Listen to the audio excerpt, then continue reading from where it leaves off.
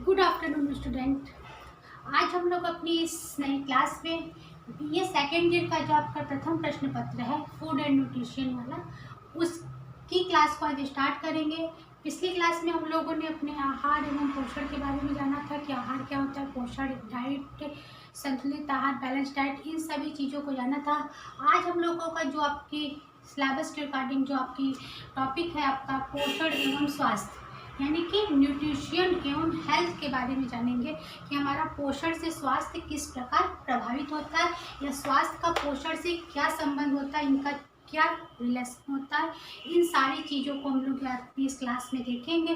तो पहले बात कर लेते हैं पोषण की। पिछली क्लास में भी हमें बताया था कि पोषण क्या है। तो भोजन का पाचन, अभिशोषण और चयापचय, जिसके द्वारा पोषण अर्थात ऊर्जा तथा रोग निरोधक क्षमता प्राप्त होती है। ठीक है, पोषण वो है, हमको अपनी भूख शांत करने के लिए हम भोजन करते हैं। अब भोजन में वही सभी पोषक तत्वों को ग्रहण करते हैं जो हमने पिछली कक्षाओं में बताया था। आपके 6 पोषक तत्व होते हैं: प्रोटीन, कार्बोहाइड्रेट, वसा, खनिज, लवण, विटामिन और जल। तो उन 6 पोषक तत्वों को हम अपने भोजन में शामिल करते हैं और उन भोजन को जब हम लोग ग्रहण करते हैं तो उस ग्रहण करने के पश्चात भोजन का पाचन होता है, फिर अवशोषण की प्रक्रिया होती है, फिर चयापचय होता है, जिसके द्वारा हमारे जो 6 पोषक तत्व होते हैं वो सारे हमारे पोषित होकर चयापचय की क्रिया के बाद वो पोषित होकर ब्लड द्वारा अवशोषित कर लिए जाते हैं। तो हमें जो सारे पोषक तत्व होते हैं हमारे शरीर को वो प्राप्त हो जाते हैं। तो पोषण वो होता है जो हम लोगों ने भोजन को ग्रहण किया।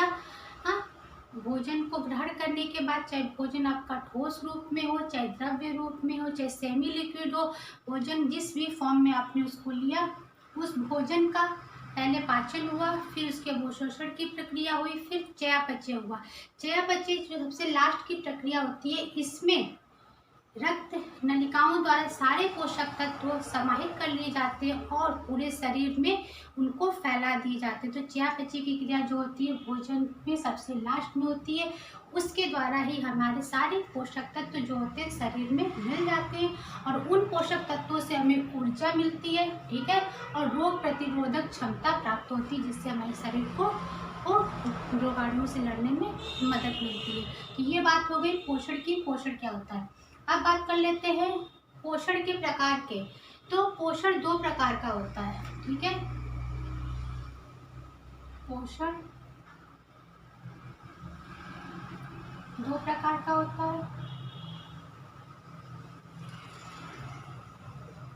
एक सुपोषण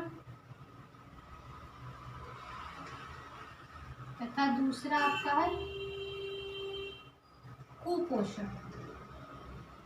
ठीक है, सुपोषण मतलब गुड न्यूट्रिशन, कुपोषण मीन्स माल न्यूट्रिशन। सुपोषण वो होता है जिसमें, मैंने इसको पिछली क्लास में भी आपको बताया था कि कुपोषण कितने प्रकार का होता है, लेकिन एक बार फिर यहाँ पे देख लेते हैं कि सुपोषण यानी कि गुड न्यूट्रिशन, कि उस भोजन में आपके सारे 6 पोषक तत्व जो होते हैं सही मात्रा में मिल जाते हैं, तो आपकी चीज़ क्या कहलाती है, सुपोषण। मतलब आपको एक अच्छा आहार मिल रहा है।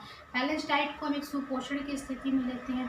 तो सुपोषण के से कुपोषण वो होता है कि जिसमें सभी आवश्यक पोषक तत्वों की प्रधानता नहीं होती है, उसमें किसी एक चीज़ की अधिकता होगी या एक चीज़ की बहुत कमी होगी, तो वो चीज़ आपकी क्या कहलाती है, कुपोषण। मैंने पिछली क्लास में बताया था आपको कि ये कुपोषण जो होता है 1 से 5 साल तक और प्रेग्नेंट लेडी में बहुत ज़्यादा देखने को मिलता है। और सुपोषण की स्थिति अगर अच्छी होती है तो हमारा स्वास्थ्य इससे रिफ्लेक्ट करता है, यानी कि इसका दोनों का गहरा संबंध होता है। तो इस प्रकार बच्चों हम लोगों ने देखा कि सुपोषण और कुपोषण के बारे में हम लोगों ने देखा कि क्या चीज़ है। अब आगे बात कर लेते हैं हम लोग स्वास्थ्य की। ठीक है, स्वास्थ्य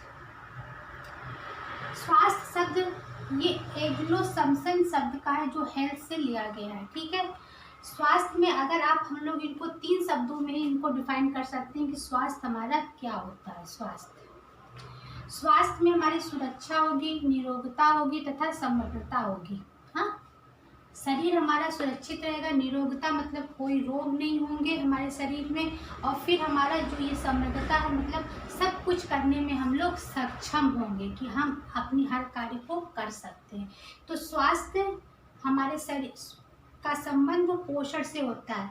जैसा हमारा पोषण होगा वैसा ही हमारा स्वास्थ्य होता है। ठीक है, जैसा हमारा पोषण होगा वैसा हमारा स्वास्थ्य होगा। इसीलिए भोजन की बात की थी मैंने पहली क्लास में कि हमारा भोजन कैसा, भोजन क्या है। अब पोषण का संबंध किससे हो जाएगा आपका, ये तीनों चीजें एक दूसरे से कनेक्टेड है। देखिएगा, पोषण, भोजन और स्वास्थ्य, ये तीनों चीजें एक दूसरे से जुड़ी हुई हैं। पोषण किससे प्राप्त होगा हमको, भोजन से। ठीक है, पोषण कैसे प्राप्त होगा हम लोग को, भोजन को हमने आपको बताया था कि भोजन क्या है। भोजन वो चीज है जो व्यक्ति खाता है, हम कोई भी व्यक्ति खा ले जो खाने योग्य हो और जिसका पाचन हो, वो चीज क्या कहलाती है, भोजन। तो भोजन से हमें क्या मिला, पोषण मिला, और पोषण से हमारा क्या होता है,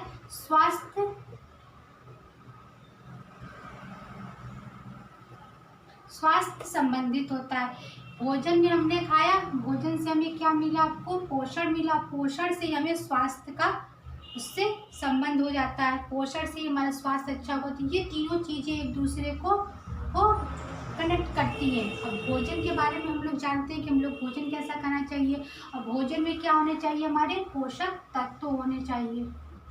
ठीक है, भोजन में क्या होने चाहिए, हमारे पोषक तत्व। तो ये चीजें, भोजन में पोषक तत्व, तो भोजन से पोषण मिलेगा, पोषण से हमारा स्वास्थ्य सही रहेगा। तो ये बात हो गई आपके भोजन, पोषण और स्वास्थ्य के संबंध की। अब बात कर लेते हैं स्वास्थ्य की। स्वास्थ्य व्यक्ति की वो स्वस्थ स्थिति है जिसमें शरीर और मन समांतर सक्रिय होकर कार्य करते हैं। ठीक है, स्वास्थ्य में ये नहीं है कि आपका सिर्फ शरीर ही स्वस्थ है, क्या शरीर से कोई बीमारी नहीं है तो आप स्वस्थ हो, ऐसा नहीं होता। आदमी कहता है ना, स्वस्थ शरीर में स्वस्थ मस्तिष्क का निर्माण होता है। आपका शरीर तो स्वस्थ है, लेकिन किसी कारणवश, किसी परेशानीवश आपका जो मानसिक स्थिति है, आपका जो मानसिक स्वास्थ्य है वो अगर सही नहीं है तो आप स्वस्थ नहीं कहा जा सकते हो। और जब आपका मस्तिष्क स्वस्थ होगा तो आपका जो सामाजिक व्यवहार होता है, आपके पारिवारिक स्थिति होती है, वो सारी चीज़ें सही होती हैं। तो समानता शरीर और मन, इसमें शरीर और मन दोनों की बात की गई है। शरीर भी स्वस्थ होना चाहिए और आपका मन भी स्वस्थ होना चाहिए।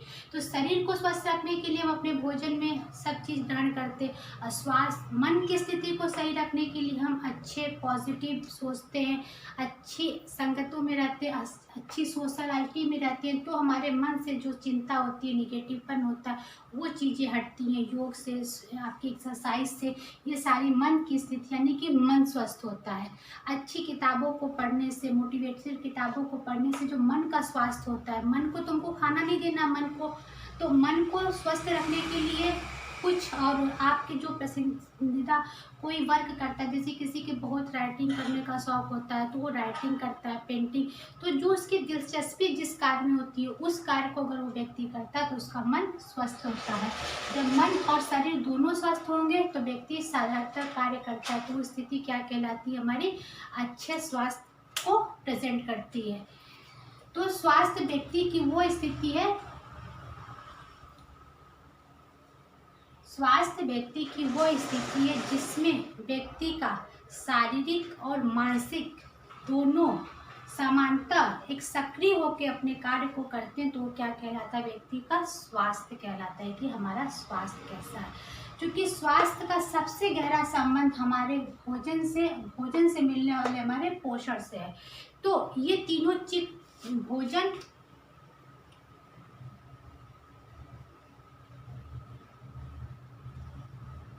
भोजन से पोषण मिलेगा,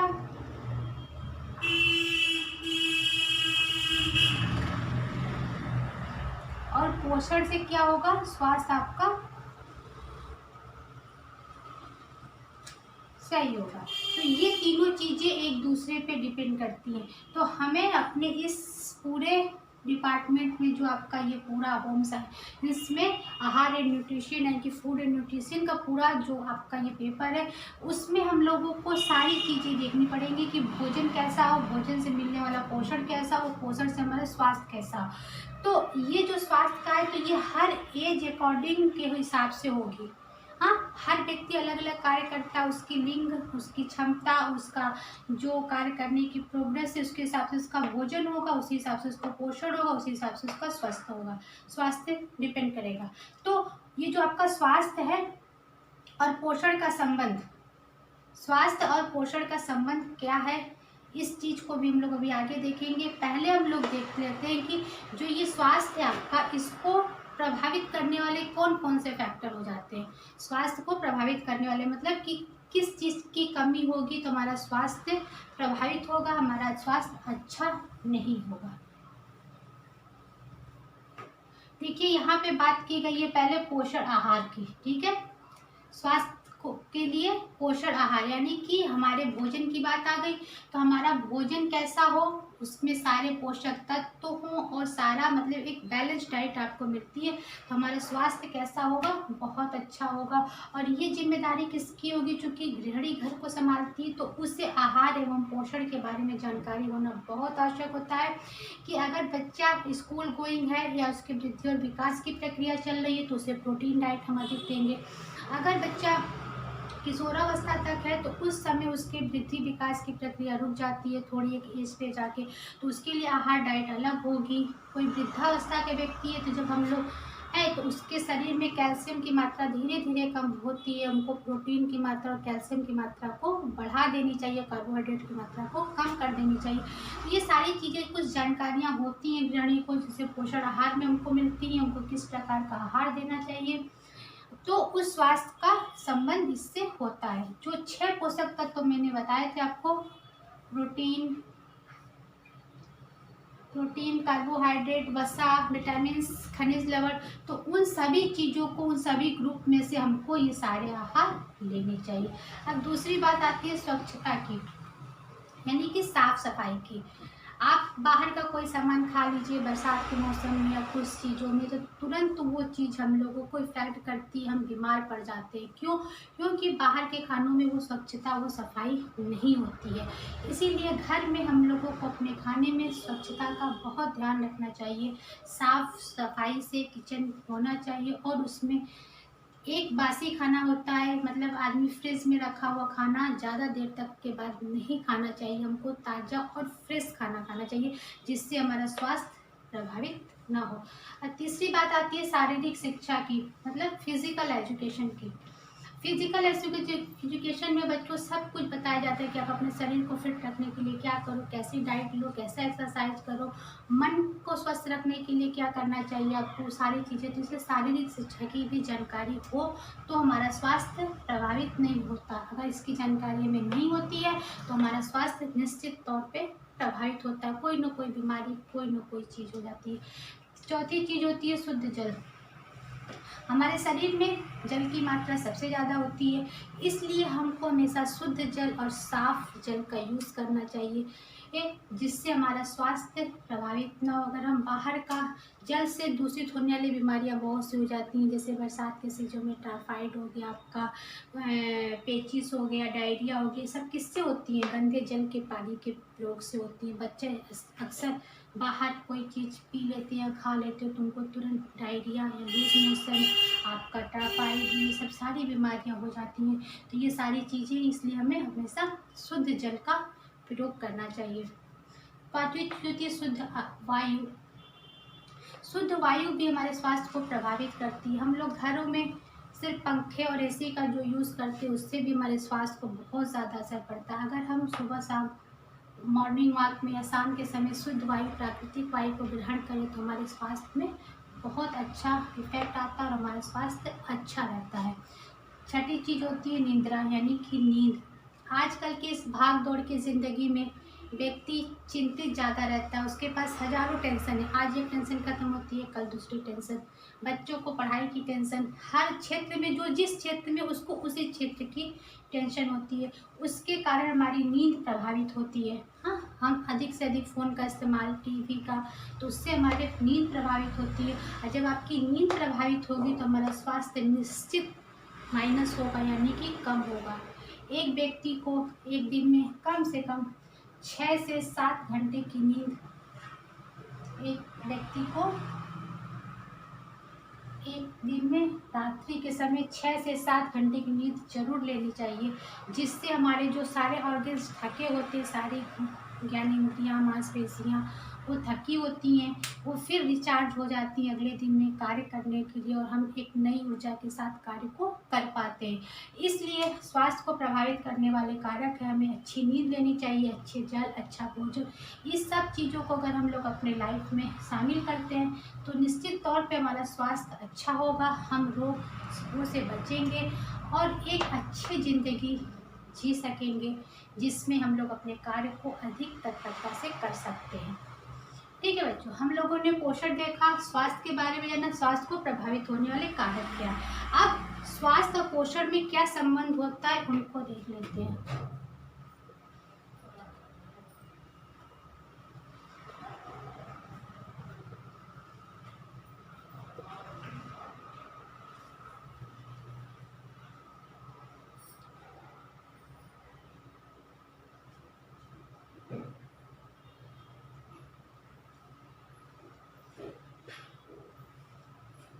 स्वास्थ्य एवं पोषण में संबंध, ठीक है। स्वास्थ्य एवं पोषण में जो बहुत ही गहरा संबंध होता है, जैसा हमारा पोषण होगा वैसा ही हमारा स्वास्थ्य होगा। अगर हम कम पोषण लेते हैं, जैसे हमको 3600 कैलोरी की आवश्यकता है, सपोज दैट, ठीक है, ये अधिक श्रम करने वाला व्यक्ति है, ठीक है, भारी कार्य करने वाला व्यक्ति है, इसको 3600 कैलोरी की आवश्यकता है, और ये पर डे अपने भोजन में इतनी कैलोरी ना लेकर उससे कम कैलोरी लेता है और काम ज़्यादा करता है, तो एक दिन धीरे धीरे क्या होगा, उसका स्वास्थ्य प्रभावित होगा, उसका वेट में कमी आएगी, उसको बीमारियों का सामना कर सकना पड़ता है। इसलिए आपको अपने एज के अकॉर्डिंग, अपने लंबाई के अकॉर्डिंग, अपने वर्ग के अकॉर्डिंग ही आहार लेना चाहिए, जिससे आपको पोषण मिलेगा और आपका स्वास्थ्य प्रभावित नहीं होगा। अच्छा पोषण यानी कि सुपोषण लेने से स्वास्थ्य हमेशा अच्छा होता है। अच्छे स्वास्थ्य में क्या होता है, हमारे बाल चमकदार होने चाहिए, हमारी आँखें अच्छी होनी चाहिए, हमारी स्किन ग्लो करनी चाहिए, हमें किसी प्रकार की बीमारी नहीं होनी चाहिए, तो वो एक अच्छे स्वास्थ्य की निशानी होती है। ये सब चीज़ें हमें कैसे मिलती हैं, हमें ये अपने पोषण से मिलती है। पोषण कहाँ से मिलता है, भोजन से मिलता है। अब भोजन में क्या होता है, भोजन में 6 पोषक तत्व होते हैं। ये सारी चीज़ें जो प्रक्रिया है ये एक धुरी की तरह काम करती है, ये सब एक दूसरे से कनेक्टेड है और जुड़ी हुई है। तो पोषण और स्वास्थ्य का बहुत ज़्यादा गहरा संबंध होता है, इनमें आपसी तालमेल से ही हमारा स्वास्थ्य अच्छा रहेगा, हम निरोगी रहेंगे, अधिक से अधिक कार्य करेंगे, सामर्थ्य रहेंगे और बीमारियों से बचेंगे। तो पोषण जितना अच्छा पोषण लोगे उतना अच्छा आपका स्वास्थ्य होगा। स्वास्थ्य में शारीरिक और मानसिक दोनों की बात होती है, जिससे आपका सामाजिक व्यवहार भी अच्छा होता है, पारिवारिक भी। इसलिए पोषण और स्वास्थ्य को हम एक साथ संबंध के रूप में देखते हैं कि दोनों एक दूसरे से कनेक्टेड है, दोनों एक दूसरे से जुड़े हुए हैं। तो बच्चों, आज हम लोगों ने देखा कि आपका भोजन क्या है, स्वास्थ्य एवं पोषण के बारे में जाना और स्वास्थ्य को प्रभावित करने वाले कारक के बारे में जाना। इन सारी चीज़ों को हम लोगों ने देखा।